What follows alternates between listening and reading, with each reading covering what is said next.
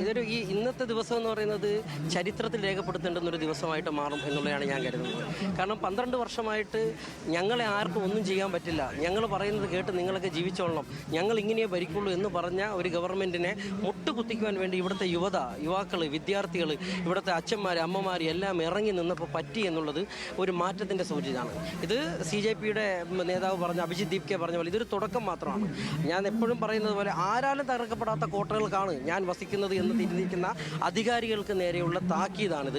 ആ താക്കീത് ഇനി മുന്നോട്ട് പോവുക തന്നെ ചെയ്യും. ഇതൊരു ഡെമോക്രാറ്റിക് കൺട്രിയാണെന്ന് വീണ്ടും ഓർമ്മിപ്പിച്ചുകൊണ്ടിരിക്കുന്നു.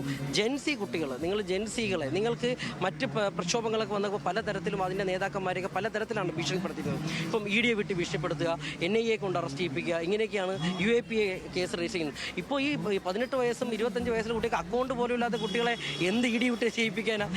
അപ്പോൾ അവർക്കിതൊന്നും ഒരു വിഷയമല്ല. അടികൊണ്ട പോലീസുകാരെ എടുത്ത് പോയിരുന്നിട്ട് AK-47 കാറ്ററേജ് കാണിച്ചു തരുമോ, ഈ ലാത്തിക്ക് എത്ര നീളമുണ്ട് എന്നൊക്കെ പറഞ്ഞിട്ട് അങ്ങനെ പോലീസുകാരെ മലം മടിപ്പിക്കുന്ന രീതിയിൽ തമാശയാക്കുകയും അടികിട്ടിയ തലയൊട്ടി ഈ പറഞ്ഞ തല പൊളിച്ച് നിൽക്കുന്ന ആ ചോരയൊലിപ്പിച്ച് നിൽക്കുമ്പോഴും അതിൻ്റെ മുമ്പിൽ പോലീസുകാരെ നിന്ന് വെല്ലുവിളിച്ച് മുന്നോട്ട് നിൽക്കുന്നു. അറിയപ്പെടാത്ത ആളുകൾക്ക് അവർ ഫുഡ് കൊണ്ടു കൊടുക്കുന്നു.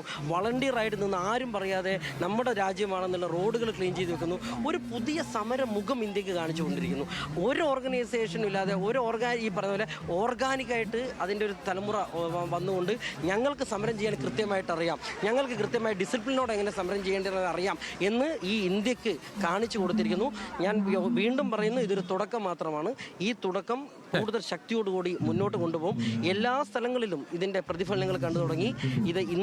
ഈ പറയുന്ന കഴിഞ്ഞ ദിവസം ഈ മാനവീയത്തിൽ നിന്ന് സോളിഡാരിറ്റി മാർച്ചും ഇപ്പോൾ ഉള്ള വിക്ടറി ഡേയുടെ ഇതിലൊക്കെ തന്നെ ആരും വിളിച്ചിട്ടല്ല ഇവിടെ ആളുകൾ വരുന്നത്. അപ്പോൾ ഇതൊരു സൂചനയാണ്. എല്ലാ സംസ്ഥാനങ്ങളിലും, എല്ലാ കോർണറുകളിലും, കേരളത്തിൽ മാത്രമല്ല രാജ്യത്തിന്റെ വിവിധ ഭാഗങ്ങളിൽ ഇത്തരത്തിൽ ആഹ്ലാദ പ്രകടനങ്ങൾ തുടരുകയാണ്.